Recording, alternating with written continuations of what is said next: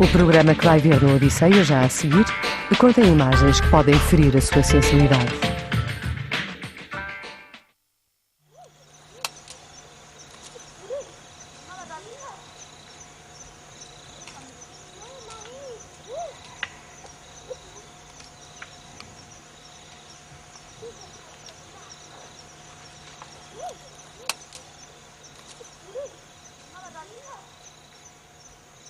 Hutus e Tutsis, 10 anos depois.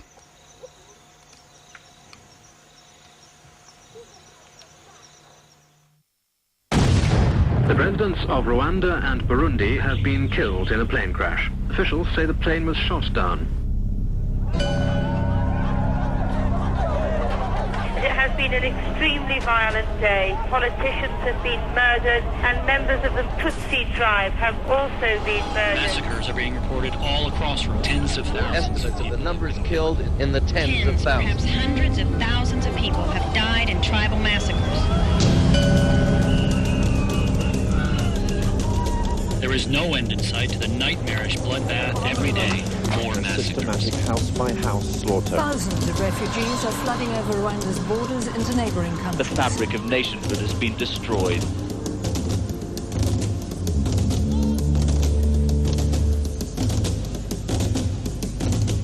Meticulously planned, ruthlessly, brutally executed, aimed at the extermination of an entire people. It is probably the biggest genocide over the past 140 years.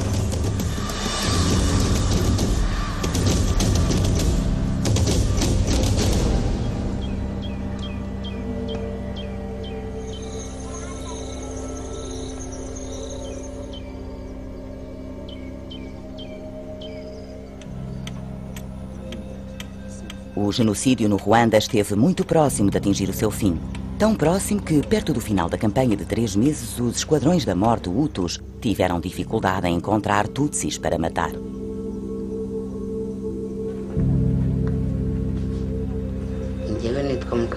O meu nome é Juanita Mukaruzanga e vivo em Mugera. Desde o genocídio somos pessoas diferentes. Suspeitamos de toda a gente. Não podemos confiar em ninguém, porque vimos muitas pessoas a serem assassinadas. Pereceram centenas de Tutsis nesta aldeia. Juanita Mukaruzanga encontra-se entre os poucos que sobreviveram. Agora rodeada por assassinos, ela vive em constante medo. Um dos seus vizinhos é o homem que ela afirma ter matado o seu marido e 4 dos seus 5 filhos. O seu nome é Anastase Butera. Eu já disse que participei. Fazia parte do Esquadrão da Morte. Mas não matei ninguém. Juanita pôde enterrar o seu marido, mas os corpos das suas crianças nunca foram encontrados. Se ele não tivesse negado o que fez, eu teria aceitado a sua confissão. Não sou só eu que estou a sofrer, mas toda a nação.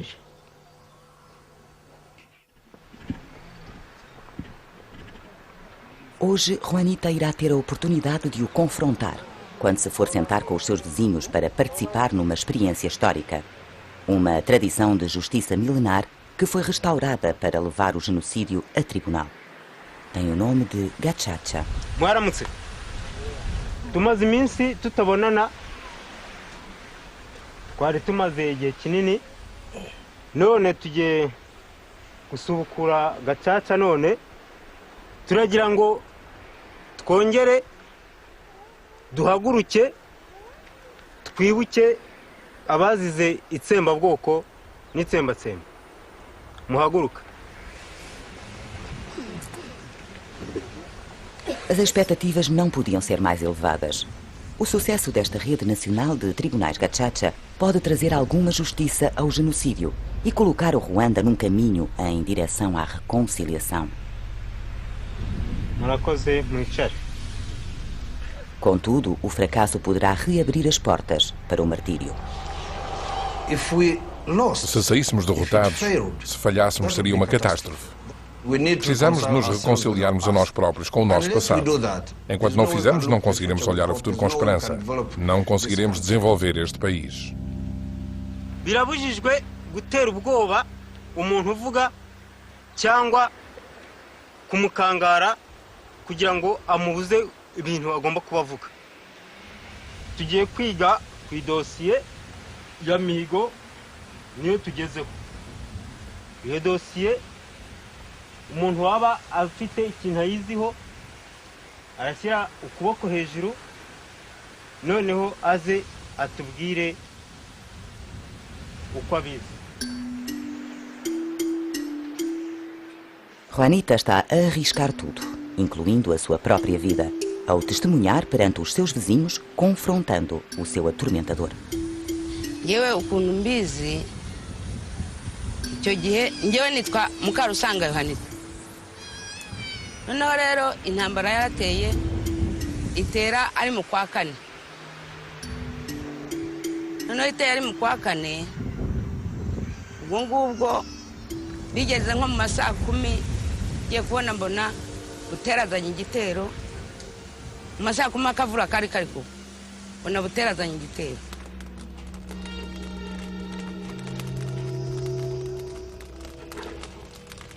Juanita e Butera conhecem-se há muito tempo, vivendo lado a lado neste canto remoto do Ruanda.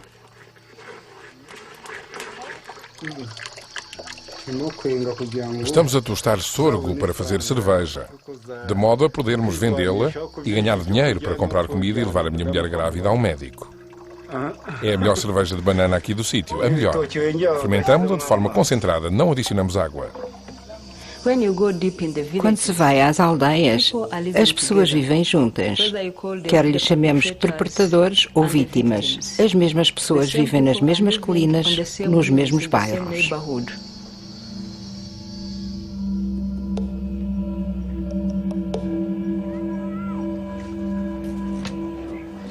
A vida era boa.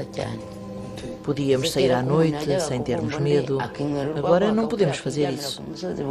Temos muito medo.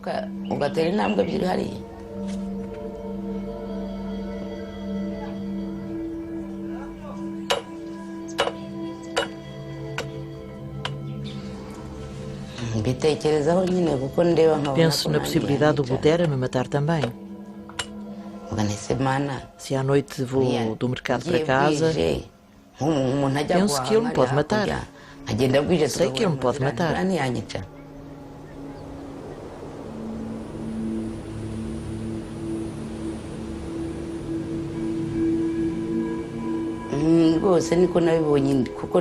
Nunca poderei esquecer o dia em que Butera trouxe os assassinos à minha casa.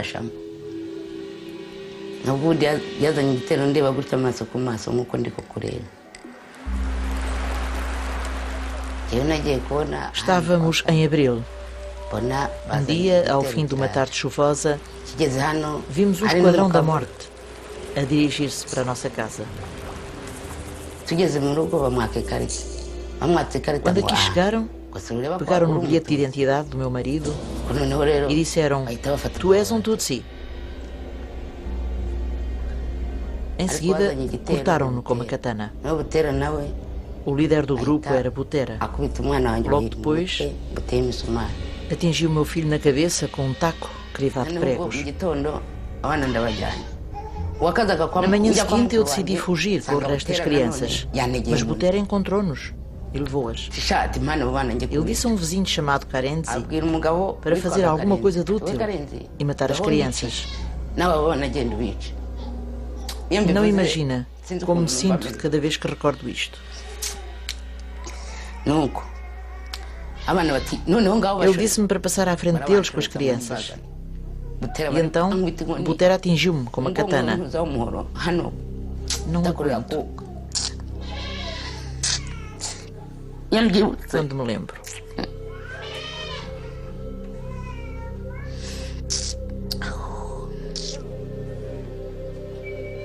Ferida e aterrorizada, Juanita fugiu. Foi a última vez que viu os seus filhos. Não sei onde estão os meus filhos. Não sei se os seus corpos foram recolhidos e colocados numa vala comum, porque não sei onde é que os assassinos os abandonaram. É uma das coisas que mais me entristece. Quem me dera saber onde eles estão. As vítimas querem saber a verdade sobre o que aconteceu aos seus entes queridos. Querem saber o local onde foram mortos, qual os seus destinos. Até hoje, alguns deles ainda não os sepultaram e isso atormenta-os.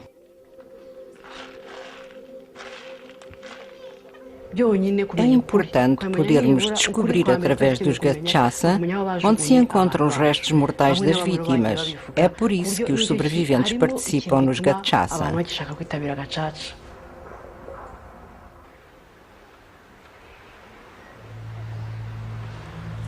Nazanye igitero aradusuhuza turasohoka turamwikiriza njyewe n'umugabo wanjye n'umwana wanjye turasohoka turamwikiriza tumwikirije noneho aravuga ngo wowe Mihigo ngo zana ikarita yawe ndende.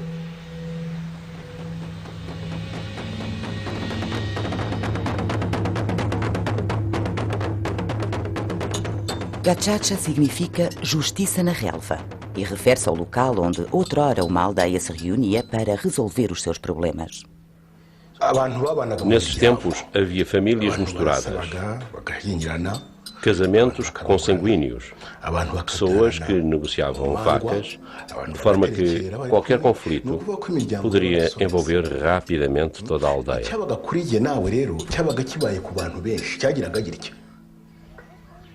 Os anciãos da aldeia tomavam conhecimento do litígio e resolviam-no de acordo com a tradição local.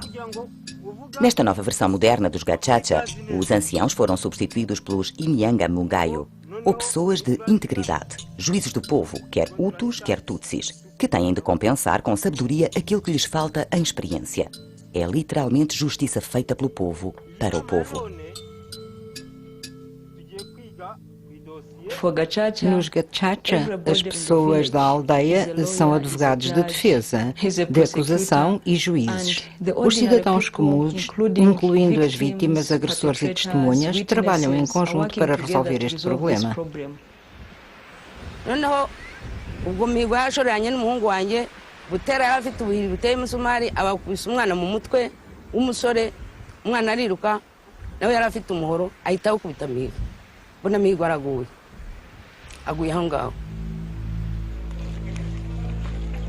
Foram presas 120 mil pessoas acusadas de genocídio. Apenas 15% do total que se julga serem responsáveis. Muitos deles foram libertados depois de confessarem a sua culpa e concordarem em comparecer perante um tribunal gachacha. Butera é uma dessas pessoas. Fui eu quem ordenou para conferir o bilhete de identidade do marido dela e o tirar de casa. Mas não matei ninguém. Mihigo estava dentro de casa e eu disse-lhe que estávamos ali para o revistar. Se o seu BI dissesse Tutsi, eles matavam-no. Se dissesse Hutu, deixavam-no em paz. Aconselhei-o a esconder o seu BI caso tivesse marcado Tutsi. baje kugusaka iyo basanga ufite ikarita y'ubututsi barakwica iyo basanga ufite y'ubuhutu uraburokotse. Ele tentou chegar ao bolso, mas começou a tremer demasiado. Yajya gukoramo bikamunanira kubera guhinda umushyitsi. Ndamubwira ati noneho Butera disse que o líder dos agressores, um homem chamado Muyarubuga, entrou e pegou no bilhete de identidade de Mihigo. Ele entregou o bastão a um homem chamado Francisco e vimos-lo a atingir Mihigo com o bastão, matando-o. Joanita fugiu, nem sequer olhou para trás.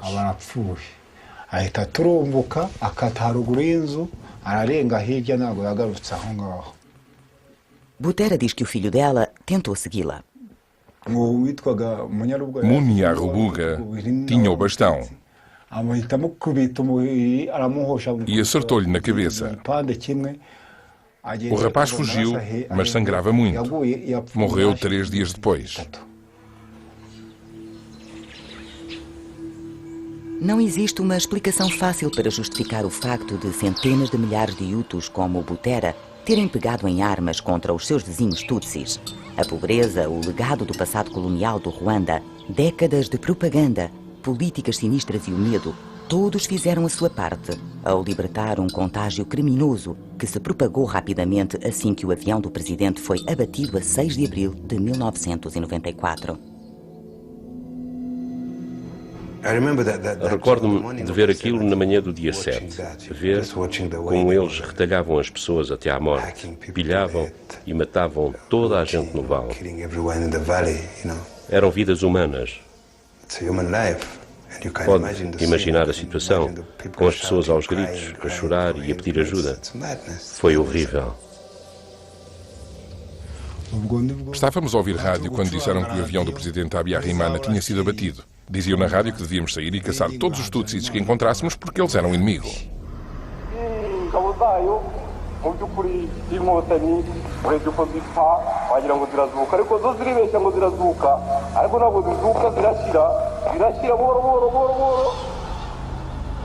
Existia uma rádio que incitava à violência e ao ódio. Já não existiam regras. Tinha-se a impressão que estavam a preparar as pessoas para algo de extraordinário.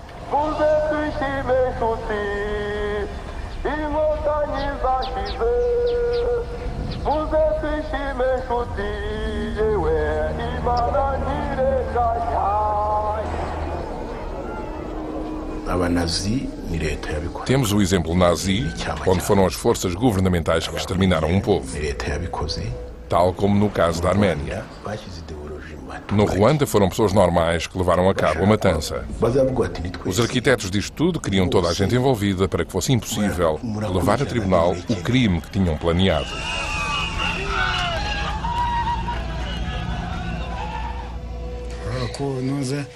Uma vez que era uma ordem que dizia que todos os tutsis deviam morrer, não havia hipótese deles serem tutsis e sobreviverem.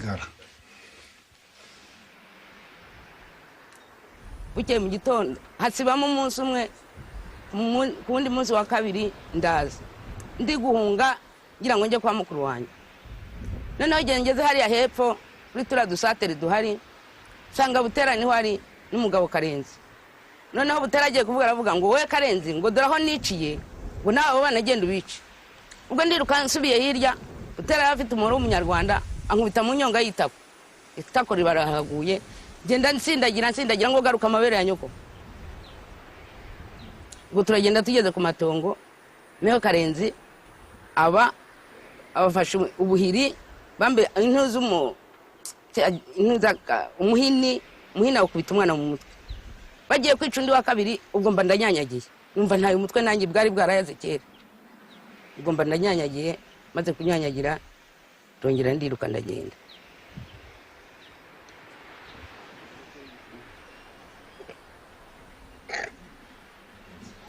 É difícil falar sobre o momento em que eles mataram os meus filhos.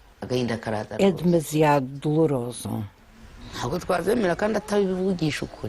Quando Butera admitir tudo e pedir desculpa, eu perdoo-lhe.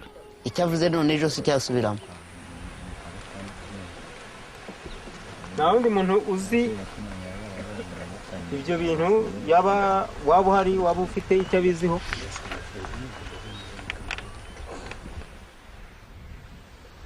Será que ao contar a sua história, Juanita obterá um justo reconhecimento pela sua perda? Será que ficará mais perto de saber a verdade acerca dos seus filhos? Ou será que as suas acusações provocarão a ira dos vizinhos que ela sabe serem assassinos? Como é que um país pobre e devastado lida com um holocausto? É essa a experiência dos Gachacha. É através dos Gachacha que julgamos que as pessoas se irão reunir, olhar para o seu passado, examiná-lo e construir novamente as suas vidas. Mas estarão os agressores como Butera prontos a abandonar a ideologia do genocídio e participar num Gachacha para construir um novo futuro para o Ruanda? Depende da forma como o Gachacha funcionar. Nunca se sabe. Até poderá ser melhor do que os antigos Gachachas. Certamente que os gachachas irão tentar fazer justiça, mas é apenas uma tentativa. Não creio que irá ser muito eficaz.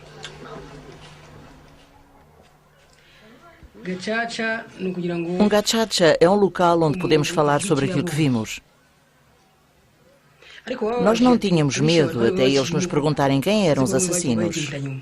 Eles ainda se encontravam entre nós. Foi terrível, porque os assassinos estavam lá, sentados nas reuniões. Alguns guardavam rancor contra as testemunhas, atormentando-as, chegando mesmo a magoá-las por dizerem a verdade.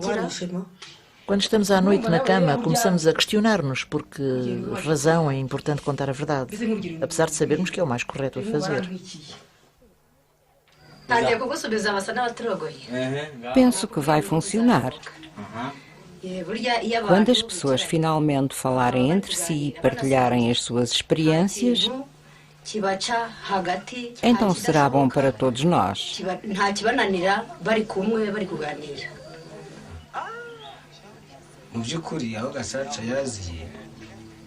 Para dizer a verdade, os gachachas não vão resolver os nossos problemas. Isso seria uma mentira. Cada um de nós tem de aprender a ser um cidadão para que possamos sobreviver.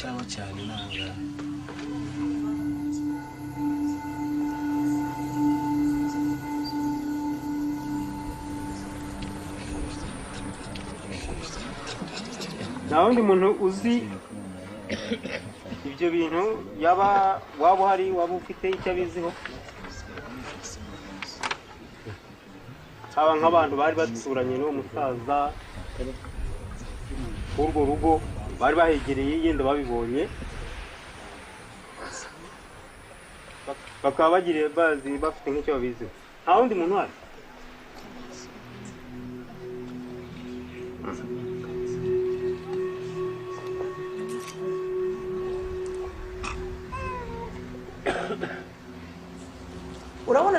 A maioria das pessoas não simpatiza com os sobreviventes.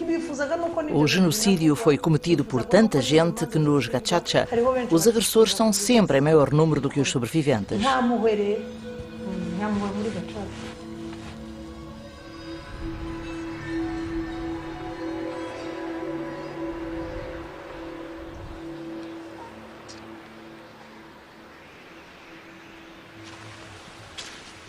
nitwa Mukasarasi Clotilde ariko nanone ubwo ibyo ni iby'abana ubwo mu rupfu rwo bya mbere batangira kuza njye nayo ndi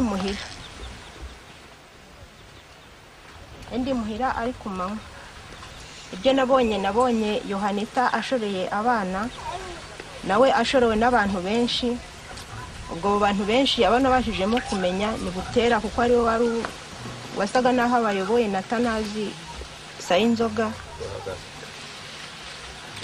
bana bari bangahe bari batatu abahungu babiri n'umukobwa bava kuri kanu bajyayo ubwo rero barambaza mu mbese ngo umugabo wanjye ari hehe ngo igihe ngo yihishiye ngo nawe ngo bamuha abantu yica bakubajije umugabo wa nibande babajije umugabo wanjye ni Tanazi wambajije ngo ari hehe ngo igihe yihishiye ngo nawe ngo bamuha abantu yica abana bapfa n'ubi babica sinari mpahagaze ariko nzi ko bapfuye ntakindi wabuze ibyo nzi ni ibyo ngibyo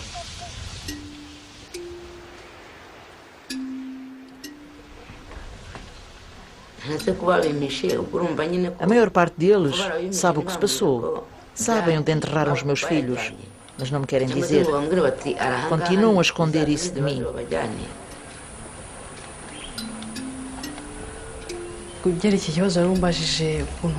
Uma mulher que perdeu o seu marido, perdeu os seus filhos, é terrivelmente desesperante.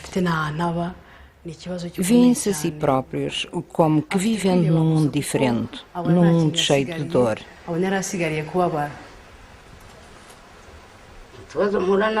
A vida é muito dura. Tenho que cultivar para a família. Eu lembro-me do meu marido porque era ele quem costumava fazer isso.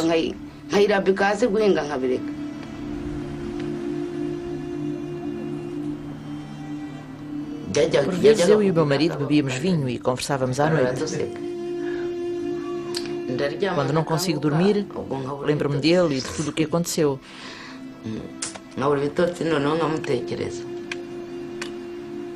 Às vezes não como. Fico tão deprimida que julgo que vou enlouquecer. É como meter o dedo na ferida. Se Butera dissesse a verdade, as coisas ficariam melhores.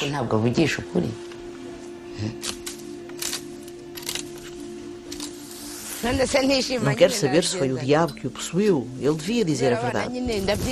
Continua a mentir. Pelo menos ainda tenho os meus netos. Fico feliz por tê-los junto de mim.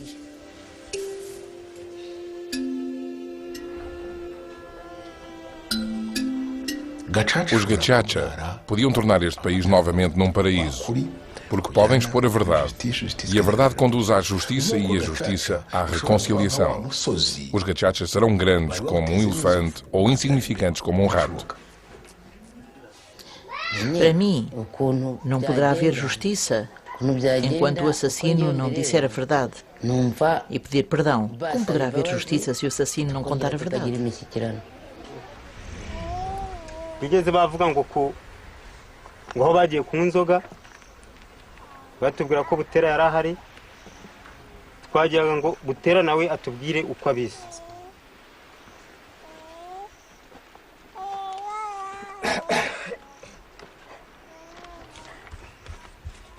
Tubwira amazina yawe. Nitwa Butera Anastase. Njye urupfu rwa Mihigo ndarwemera, narugezemo ndugiramo n'uruhare. Na manhã do dia em que Mihigo morreu, Butera afirma que estava num bar a discutir com um vizinho sobre a etnia do marido de Juanita. Seria ele um Hutu como eles ou um Tutsi marcado para morrer? Ubwo tubijyaho impaka, baravuze bati noneho tugiye kujya kwa Mihigo, idusanga Mihigo afite ikarita y'Ubututsi. Butera atanga amajerekani abiri kuko ko araba yabeshye. Ngo twageze kwa Mihigo, ubwo responsable niwe wambwiye ati we Butera niba kunze kujya impaka za Mihigo cyane, we jya mu nzu umuzane n'ibyo byangombwa bye. Ngiye nagiye mu nzu koko. Mihigo ndamubwira ati we Mihigo, ubu tuje kugusaka ibyangombwa. Niba ufite ikarita y'Ubututsi, niba utarebye kuntu wayivanamo barakwica. Butera diz que Mihigo entregou o seu bilhete de identidade. Uma só palavra, Tutsi, foi o que bastou para o condenar. Noneho ahereza Francisco ubuhiri, tingaho noza kora umurimo wawe. Francisco. Sinzi ukuntu witwaga Nsengiyumva yabyumvishe ashaka gutoroka. Ashaze gutoroka agiye gukata ku nzu, Munyaruga mukubita ubuhiri hano. Wakubise ubuhiri ari Munyarubuga. Yabukubise Nsengiyumva ahita yiruka. None se bamushinzwe ko bavuga ko basanze bamukereye umuhogo, n'ababonye urupfu rwe bakavuga ko babonye bamukereye umuhogo. Ni ukuvuga ko ubuhiri ari bwo bwamuciye umuhogo cyangwa nabi? Oya, njyewe ndavuga ibyo nari magazeho kandi ntabwo nari njyenyine. Ubwo bamaze kumukubita ubwo buhiri amaze gupfa, twige twahise twigendera, ntabwo twongeye guhagarara aho ngaho. Niba abandi basigaye bongera kumucoca, ntabwo nari mari. Nayoze bamusohora mu nzu y'umukecuru yaraha. Bamusohoye Mukarusanga ahagaze mu muryango. Ubwo babonye Mukarusanga abonye bamaze kumuvumburaho ibyo byangombwa, ubwo bari kuvuga ati muhite bamwica. Ubwo Mukarusanga anyuze ku kibere cy'inzu yirukanka cyane, banamukubise n'ubuhiri yagiye. Simpamya rero ukuntu yajya kuvuga ngo bamutema ngo nari mari kandi yari yirutse kare. Reka dusabure umukecuru atubwire uko basohoye uwo musaza n'ukuntu yabibonye bamwica. Byonyine tugusabe utubwire uko bamusohoye n'ukuntu bamwishe. Kuri nyine nuko atari kukwemera se hari ikindi we yaraje nge nari mpibereye, twasohotse twese dukurikirana uko turi batatu. Habanje Mihigo, kurikiraho Nsengiyumva, ubwo twese twari duhagurutse dushoreranye kutavuze si umuhoro wamwatse aho niba ari nawe wamutemesheje sinabizi ni umuhoro wamwishe wishwe n'ubuhiri wa perezida rero ibyo umukecuru avuga ngiye ntabwo ndi kubihakana umuhoro rwose ni wamwishe kandi hano harimo umugabo umwe wamuhambyeho ngiye nababwiye ko ikintu bicura umugabo uriya mugore ntari imana ariko ibyo nishingira nta bantu bahasigaye ngewe icyo nabonye ni ubuhiri bamukubise ngewe mpita nigendera abahasigaye niba baramukereye muzabibabaza wakubise senge yumva ubuhiri mu mutwe nibutera wowe wambonye utese kandi wowe wirutse ntaho nagiye nirutse amaze kumwica neza mumushyize hasi urabeshya ni ukuvuga ko se noneho twabona ko bamukereye umuhogo mumaze kugenda ngiye mava bataramukera umuhogo mu by'ukuri ngiye nahavuye bamukubise ubuhiri yanoza aryamye niba yarongeye kuzuka akamukerera umuhogo ibyo ntabwo mbizi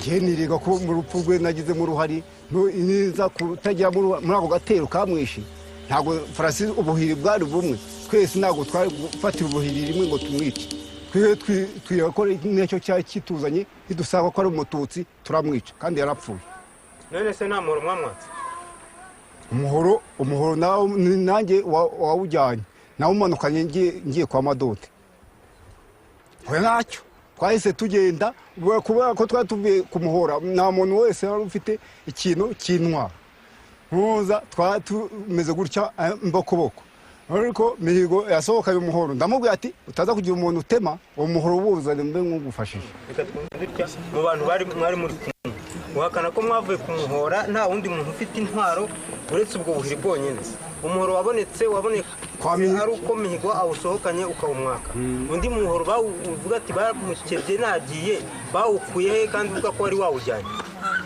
simbizi noza aho ngaho muri izo ngose ubwo yenda habuze n'umuntu wabaza afite umuhoro ariko ntabwo byemera byemeye rwose byaba ari byo ariko ntubyemera wangiye nanoza kubera ko ntuza yishwe n'ubuhiri ngo nuko havutse icyo kibazo cy'umuhoro ngewe umuhoro ntaregeze nkokoresha ntabwo ndawemera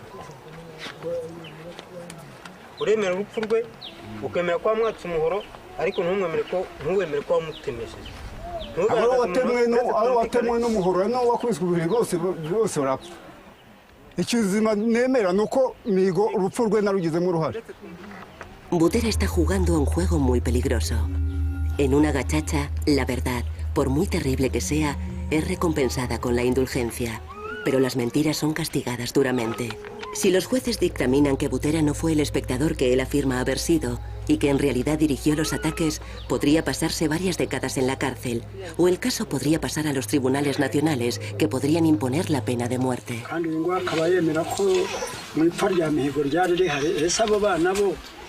ubwo barazamuka sigara gatoya aho kuri faye nanjye hamaze akanya nanjye ndazamuka ntabwo mvuga ngo ntabwo nagezeyo mageze sanga bari gusigana Karenzi bamuciye amafaranga 3,000 ubwo umwana umwe baba bamugeneye 1,000 kumwica bamuciye 3,000 Karenzi arirahira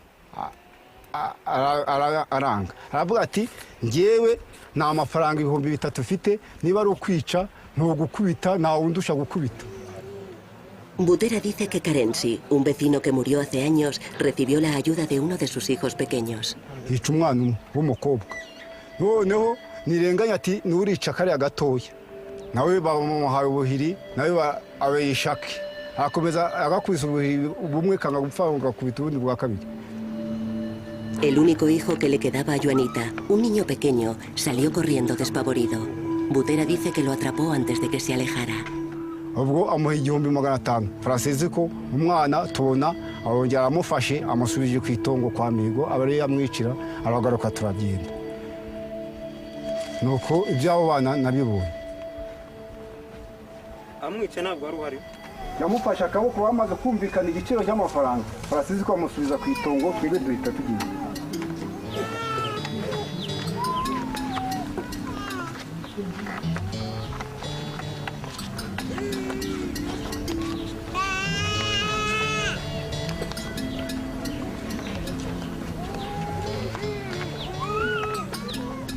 Se está haciendo de noche para la gente de Muguera. Tienen que recolectar café y plantar habas.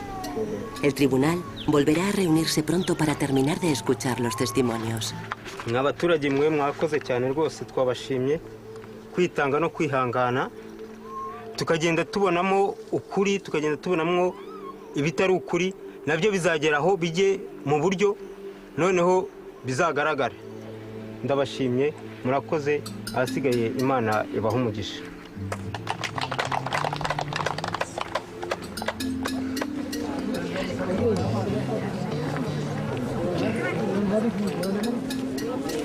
Genda ubwira wa muhungu se sanze mugize zite tugiye ndaje ntago nenda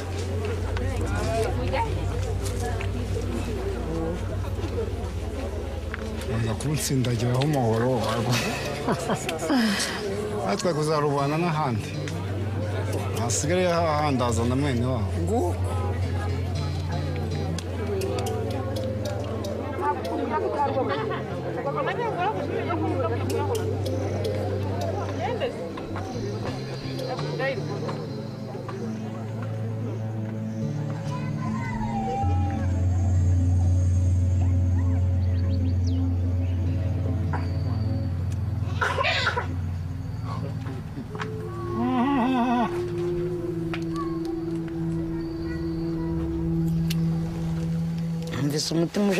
El peso que llevo en mi corazón se ha aliviado un poco. Pero me ha dado pena que no se haya sincerado. La verdad, me cuesta mucho ver a Butera. Ojalá contase la verdad, simplemente. Eso me haría sentir mucho mejor. Pero estas confesiones a medias me ponen mala. No me siento nada bien cuando lo tengo delante. Si él quisiera el perdón, podría reunir a la comunidad, servir bebidas. No lo ha admitido nunca. Así que, para mí, sigue llevando el demonio dentro.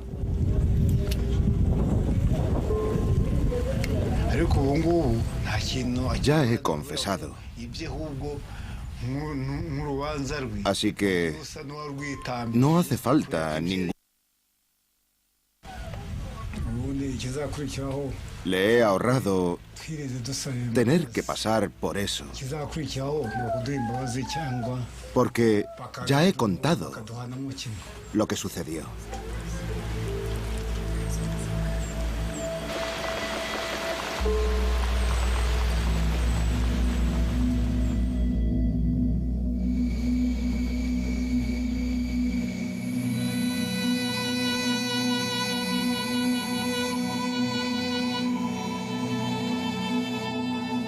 La única forma de que la gachacha sirva de algo es que Butera sea totalmente sincero. Eso es lo que creo. No sé por qué está siendo huidizo y hasta soberbio con lo que ha pasado. Debe confesar. Si él confesase, quizá podríamos empezar a hablar de una reconciliación.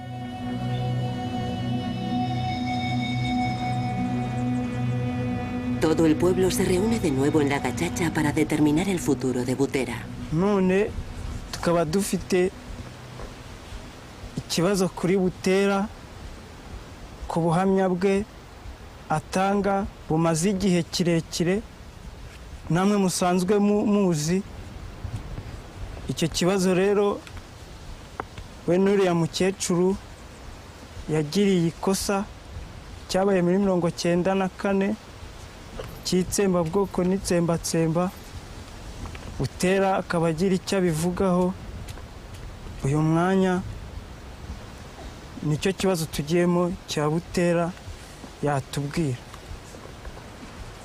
wowe icyo bakubaza ni ukuvuga uko icyo waba warakoze harakwa kuri uwo mukecuru. Ubwo no gusubiramo ukuntu byageze nk'uko twabivuze ubushize. Bo ikibazo cy'urupfu rwa Mihigo rero ikintu namukozeho ni uko ari ngewe wagiye kumwaka ibyangombwa. Ikibazo cyo kuvuga ngo bagitinzemo ahangaha ni nacyo buheruka cyadutindijemo ahangaha, bo bavuze ko mu mihigo bene umuntu bavuze ko mu mihigo ngo yakerewe, ariko ibyo gukererwa twebwe bamaze kumukubita ubuhiri bumwe babonye aguye. ubwo noneho ubwo nibwo buhamya bwawe utanga. Undi ufite icyo yongeraho mu baturage ni ku byo amaze kumva Butera yivugiye.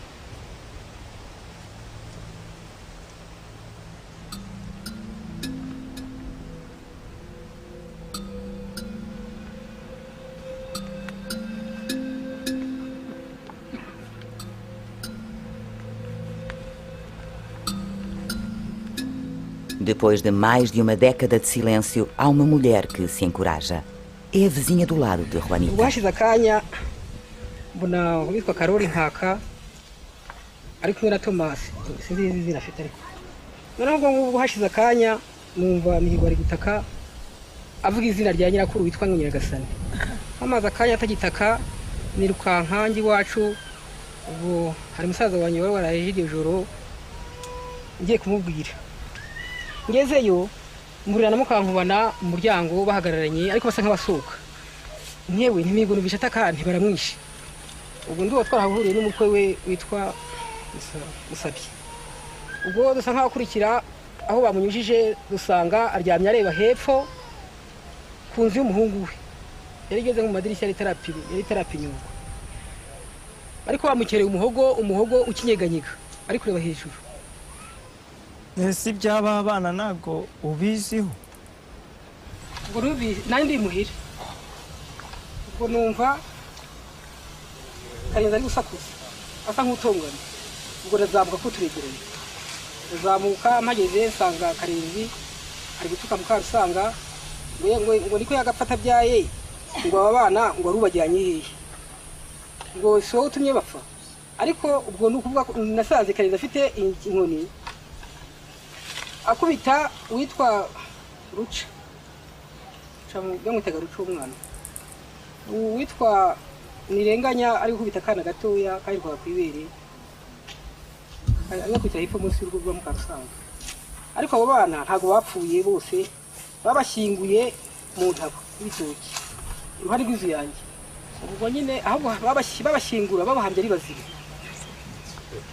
Uwakabo bagakobwa niko bashyinguye muri akatanyiganyiga ariko utuduhungu twombi twaranyiganyigaga ndetse nako gakuruki twaruca ubona gashaka kuva mu ntabo kari gutema ikigare cyane. Aho ngaho uvuga babashyinguye wajyayo yababona? Niba batarabataburiye yawo. Yewe ndahazi nari impari ariko uretse ko urumva imyaka ishize ushobora gutera ko warateye insina hano ikaba yaramanutse yandi ikajyamo ariko nkavuga niko hari zeru hagaragara cyane kuki insina yaje nkona kwibitsa ariko nabo bamfasha.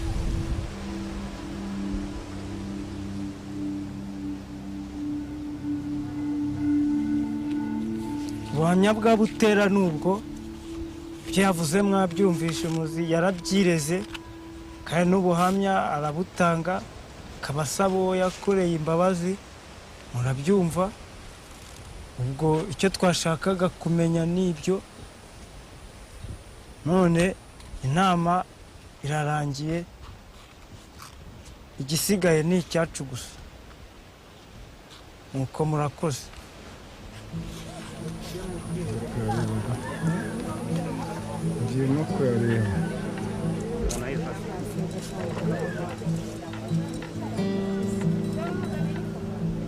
Ubwo ni ukuvuga ngo abaturage mwese dutuye hariya hakurya mu kagari ka Sosere ka Nkomane na Nyarusange icyo tuzahurira kwa Mukarusanga tukajya gutabura abo bana bagashyingurwa mu cyubahiro.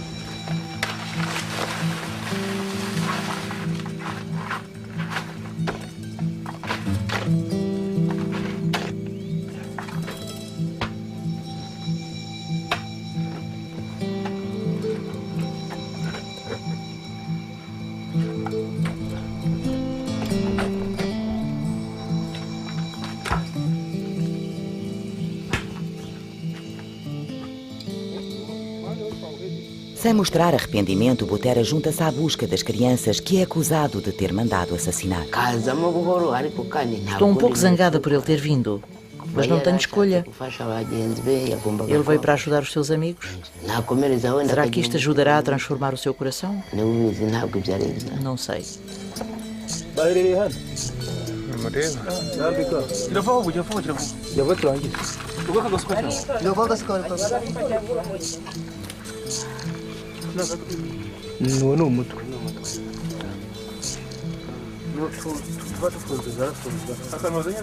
As esperanças de Juanita de descobrir os restos mortais dos seus filhos parecem desvanecer-se quando é retirada a cabeça de um cão do interior do buraco.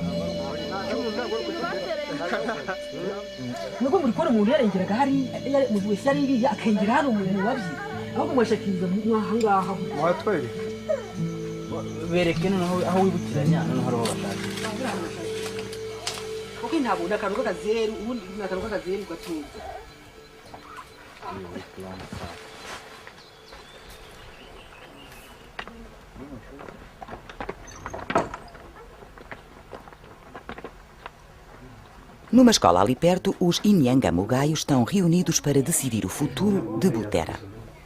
Juanita mutokazi mw'icyo gihe cy'intambara ntamwigaga ku buryo yakwihisha ibyo yavuga rero twebwe twabifashe nk'ukuri.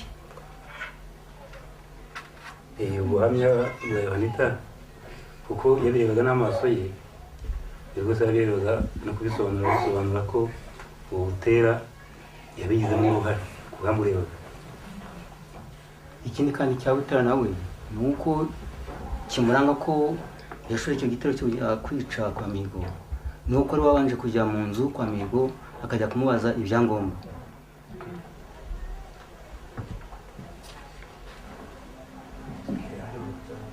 Urukiko Gacaca rw'Akagari ka Mugera rumaze kwiherera rusuzuma ibyo Butera aregwa cyangwa ashinjwa ndetse n'ibyo we ubwe yirega cyangwa yiyemerera.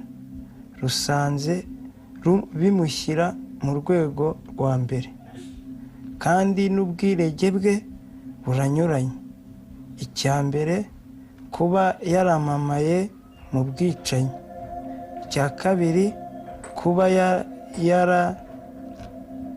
yarayoboye ibitero. Ni ibyo dusanze bimushyira mu rwego rwa mbere. Butera é considerado culpado pelo Gacaca, mas os crimes são tão graves que ele terá de ser ouvido pelos tribunais nacionais. Os criminosos de primeira categoria cometeram as piores atrocidades do genocídio. Foram os que planearam e lideraram um massacre implacável que resultou em quase 1 milhão de mortos. Mas Butera não terá conhecimento do seu destino até as autoridades o prenderem novamente.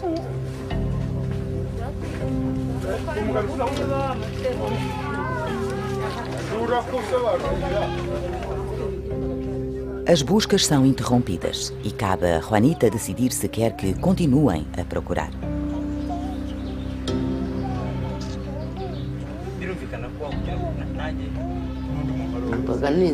Estava esperançosa. A minha vizinha disse que sabia onde eles estavam enterrados. Mas estivemos à procura. Não os encontramos em lado nenhum. Continuo sem saber onde estão. Me deixa muito triste. Sinto que devíamos continuar a procurar por eles.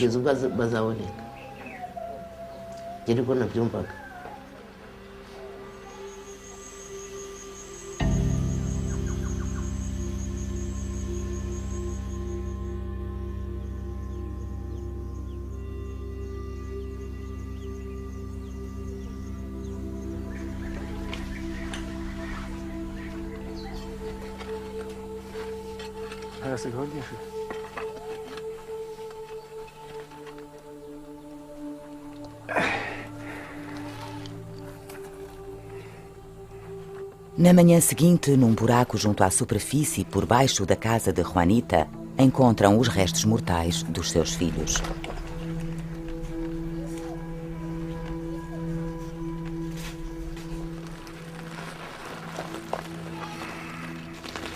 É Butera quem retira os seus ossos do chão. Estou tão aliviada. Encontrei-os finalmente. Quero lá saber das bananeiras. Por mim, podem-nos cortar todas.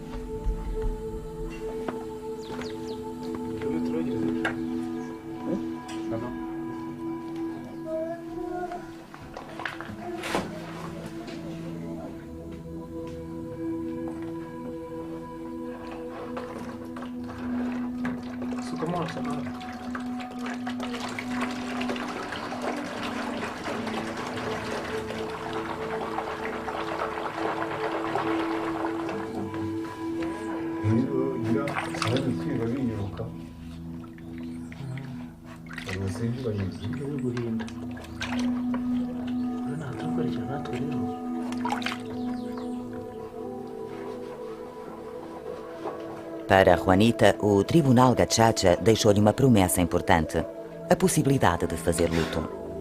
Contudo, Butera não confessou. Não pediu perdão, o que levanta uma questão para o futuro deles e do Ruanda. Poderá existir reconciliação na ausência de remorsos?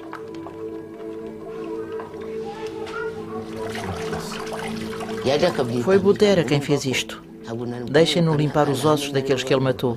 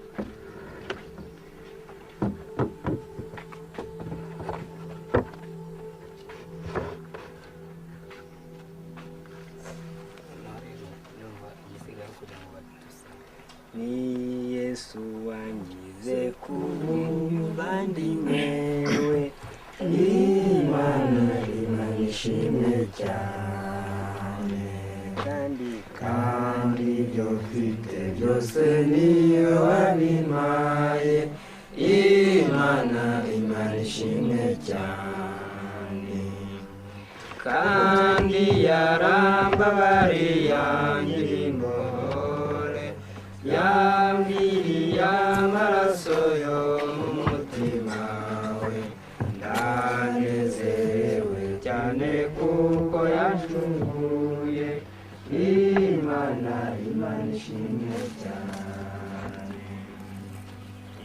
Ao despedir-se dos seus filhos, Juanita pode recomeçar a sua vida. E talvez cenas como estas tenham lugar por todo o país e possam um dia ajudar o Ruanda a romper com o seu passado e a traçar um novo rumo para o futuro. Comparando a situação em 1994 com a situação de hoje, pode dizer-se que há esperança. O facto de não ter havido vingança, o facto de não vermos casas a arder e cadáveres espalhados pelo país, é um sinal de esperança. Mas não significa que as pessoas estão livres da catástrofe.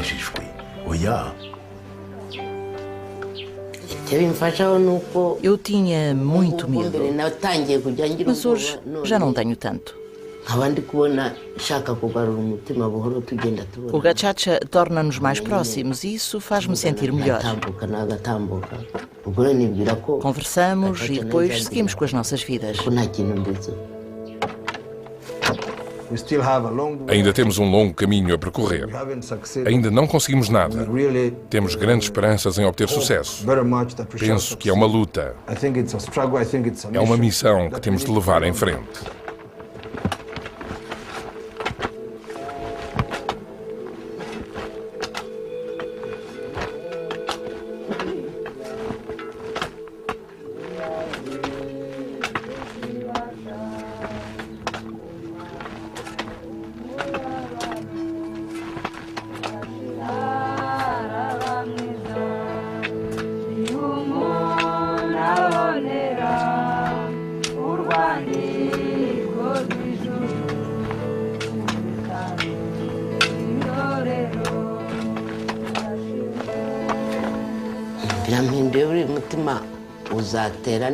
Agora que os encontrei, o meu coração pode descansar. Não voltarei a preocupar-me, agora que os enterrei com dignidade.